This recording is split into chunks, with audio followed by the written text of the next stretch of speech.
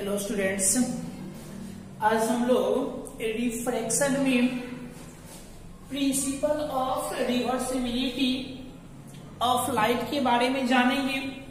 Principle of reversibility of light क्या होता है, इसको हम लोग आज डिटेल जानेंगे। सबसे पहले इसको हिंदी में क्या कहते हैं? प्रकाश का संघटता का सिद्धांत। प्रकाश का संघटता का सिद्धांत कहते हैं। एक वर्ड आता है संघटता, इसको बुक में देख लीजिएगा आप लोग, बहुत इंपॉर्टेंस है, ये क्वेश्चन बनाने में बहुत मदद करता है। तो सबसे पहले हम इसको समझ लेते हैं और एक छोटा सा फॉर्मूला आता है, उसको हम लोग ड्राइव करते हैं। तो सबसे पहले क्या कर लेंगे, बैक क्लास के अनुसार हम लोग डेंसर मीडियम और रेयर मीडियम के बारे में हम लोग जान चुके हैं। तो दो मीडियम लेंगे, एक डेंसर ले लेंगे और एक आपका रेयरर हो जाएगा।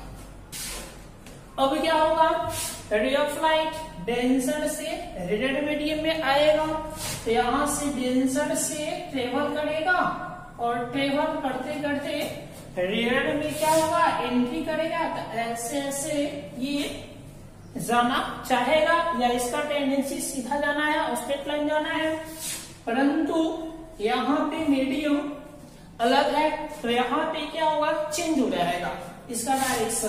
तो सबसे पहले हम लोग कैसे चेंज होगा इसको समझने के लिए नॉर्मल बनाते हैं। तो ये आपका नॉर्मल हो गया, और हम लोग जान चुके हैं एओ इंसिडेंट रे यानी आपतित किरण होगा।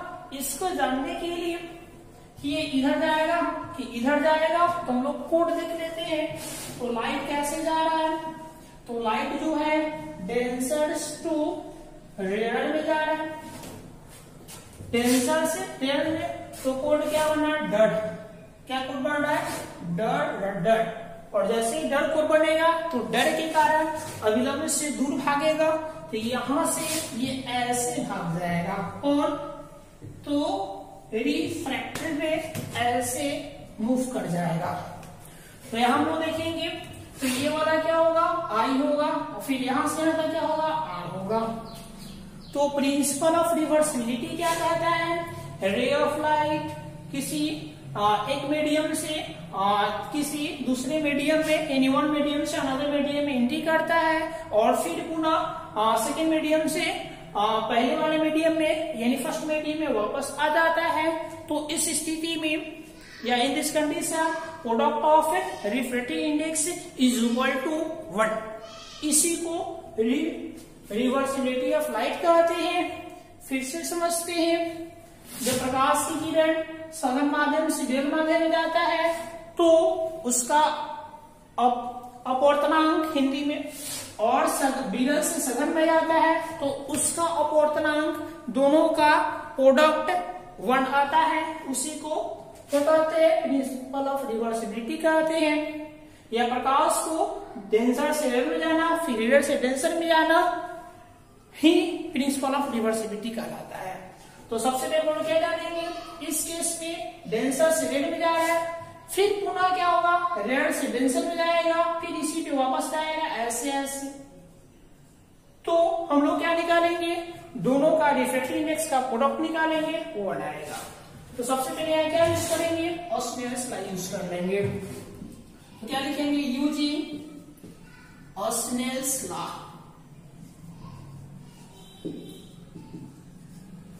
ऑस्नेल्स लॉ यूज करेंगे यहाँ पे, और यहाँ पे तो कितना होगा, sine i by sine r is equal to किस माध्यम में, यानी फाइनली किस मीडियम में लाइट जा रहा है, रेयर में। तो रेयर मीडियम में जा रहा है, तो मान लीजिए आपका सेकेंड मीडियम है, यानी ये आपका मीडियम क्या है, सेकेंड है, और ये आपका मीडियम क्या है, फर्स्ट है।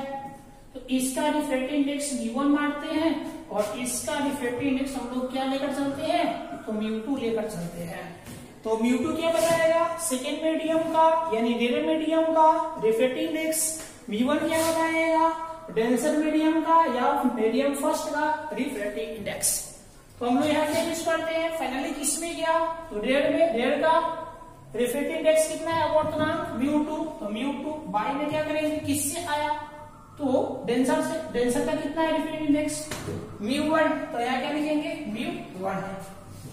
अब क्या करेंगे, इसको कंबाइन करेंगे, तो म्यू किससे आता है लाइट, 1 से, तो 1 किसमें जाता है, 2 में, तो 2, ये कॉम्बिनेशन फॉर्म में है, क्या होगा साइन आई और बाय में कितना होगा साइन आर, ये एक क्या होगा इक्वेशन है हम लोग को। अब क्या करेंगे इसमें हम लोग, अब इसी में लाइट फिर रेड मीडियम से डेंसर मीडियम में जा रहा है, तो इधर से स्नेल्स लॉ यूज करेंगे, तो फिर इसको हम लोग क्या करेंगे, इसको हम लोग मिटा देंगे, और जैसे हम लोग मिटाएंगे तो फिर क्या जानेंगे इसी में, फिर लाइट जो है कैसे जा रहा है, तो लाइट जा रहा है और denser rarer medium to denser medium में जा रहा है, और नीचे से फिर पुनः पहले में जा रहा है, यानी दूसरे माध्यम से पहले माध्यम में जा रहा है, तो यहाँ पे हम लोग स्नेल्स का यूज करेंगे, तो यूजिंग स्नेल्स लॉ, जैसे हम लोग यहाँ पे स्नेल्स का यूज करेंगे, तो ध्यान देने वाली बात है यहाँ पे एंगल ऑफ इंसिडेंस यानी आपतन कोण R होगा, क्योंकि ये आपका इनकमिंग रे होगा, और एंगल ऑफ रिफ्लेक्शन I होगा, तो इसीलिए स्नेल्स का यूज करेंगे, तो यहाँ पे साइन I के बदले साइन R होगा, क्योंकि हम नीचे से ले रहे हैं लाइट आउट, और बाय में कितना होगा sine I is equal to, अब किस माध्यम में जा रहा है फाइनली, तो फर्स्ट माध्यम में जा रहा है, इसका रिफ्रैक्टिव इंडेक्स μ1 है, तो यहाँ लिखेंगे μ1 बाय किस मीडियम से आ रहा था, सेकेंड मीडियम से, तो इसका कितना है μ2, तो μ2 यहाँ नीचे भर देंगे। अब इसको कंबाइन करेंगे तो म्यू किस मीडियम से आ रहा है, 2 से आ रहा है, तो 2 पहले लिखाएगा, किस मीडियम में जा रहा था, 1 में जा रहा था, 1 बाद में लिखाएगा, इधर क्या चलेगा साइन आर, बाय में क्या लिखेंगे sine i is equal to μ12 equal second कर लेंगे। अब क्या करना हम लोगों को, दोनों इक्वेशन को मल्टीप्लाई कर देना है, क्या लिखेंगे इक्वेशन फर्स्ट मल्टीप्लाई का सिंबल देंगे, और सेकेंड दोनों को जैसे आप मल्टीप्लाई करेंगे तो LHS के साथ मल्टीप्लाई होगा, और RHS के साथ मल्टीप्लाई होगा, तो फर्स्ट में देखेंगे तो फर्स्ट में आपका ऐसे था sine i by sine r is equal, sorry multiply करना हम लोग को, तो इसका LHS कितना है sine r is equal to sine i. अब हम फर्स्ट का RHS देखेंगे तो RHS इसका उल्टा था, 1 2 इधर था, अब हम लोग क्या जानेंगे, इसका RHS लेंगे μ21, क्या लेंगे μ21।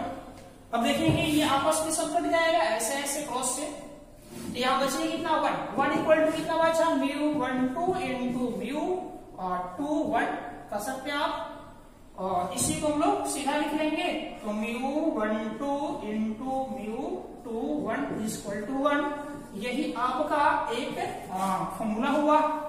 अब ये क्या बताएगा, जब ray of light one medium से अनदर मीडियम में एंट्री करता है, तो दोनों का रिफ्रैक्टिव इंडेक्स का प्रोडक्ट हमेशा 1 आता है। जब प्रकाश की किरण एक माध्यम से दूसरे माध्यम में जाता है, फिर दूसरे माध्यम से पहले माध्यम में आता है, तो दोनों का अपवर्तनांक का गुणनफल हमेशा 1 आता है। और इस सूत्र से हम लोग किसी भी मीडियम का रिफ्रैक्टिव इंडेक्स या अपवर्तनांक को ज्ञात कर सकते हैं। जैसे हम लोग यहाँ पे एग्जाम्पल लेकर अब हम लोग इसको समझते हैं। जैसे मान लीजिए सपोज दैट हम लोग को एयर और वाटर ले लेते हैं,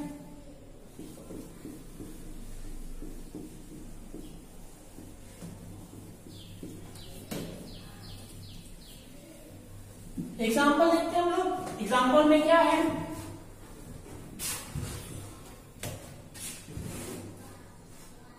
एग्जाम्पल फर्स्ट 2 एग्जाम्पल हम लेते हैं। पहला लेते हैं मीडियम। मीडियम में क्या लेंगे हम लोग,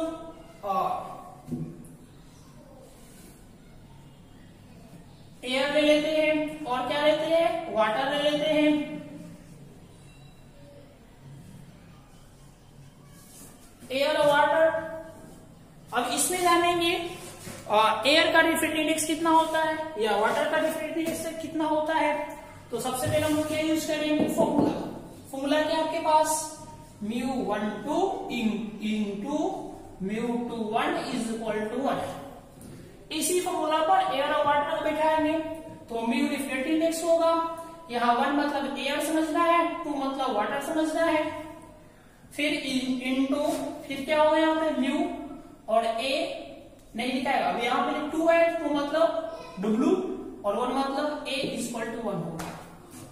अब हम ऐसे जानते हैं आप लोग, ये क्या है, ये इसको पढ़ने का, इसके पढ़ने का हम लोग तरीका जान चुके हैं। इसको कहेंगे reflective index of water with respect to air into, अब इसको क्या पढ़ेंगे, reflective index of air with respect to water, और दोनों का मल्टीपुल क्या होता है, 1 आता है।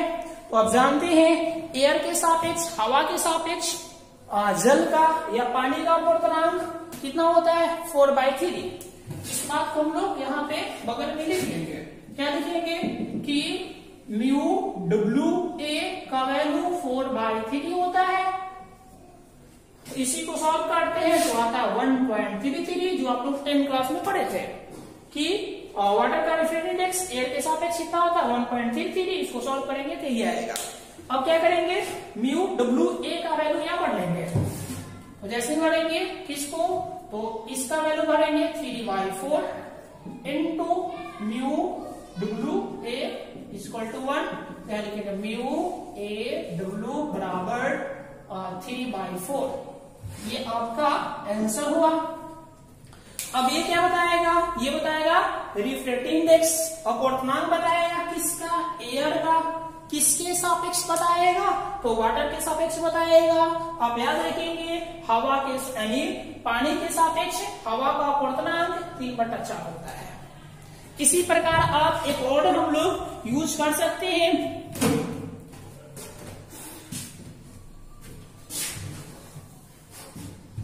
सेकेंड में मीडिया लेंगे हम लोग, किसका किसका, तो एयर का लेते हैं और ग्लास का लेते हैं।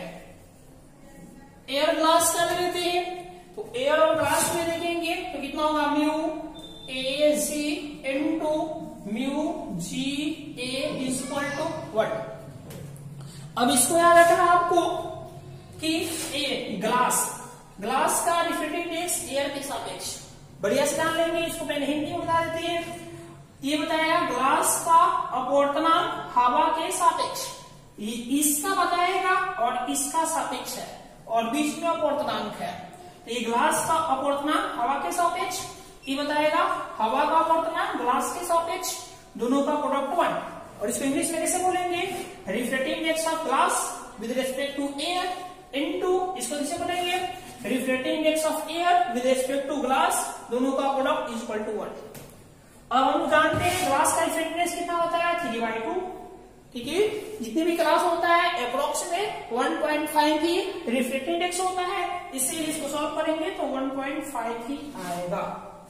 अब क्या डालेंगे, इनटू इसका निकालेंगे एयर का, ग्लास के सापेक्ष कितना होगा 3, तो हम लोग के पास म्यू AG इक्वल टू कितना आएगा, इसको मल्टीप्लाई कर लेंगे तो 3 खत्म हो जाएगा, सॉरी 3 नहीं यहाँ 1 है, मिस्टेक हो गया, ये बचेगा 2/3। ये आपका हुआ कौन सी, तो ये हमारा हुआ एयर का रिफ्लेक्टिव इंडेक्स ग्लास के सापेक्ष 2/3 होता है। ऐसे आप एक दिया रहेगा, दूसरा तीसरा आप कैलकुलेट कर सकते हैं।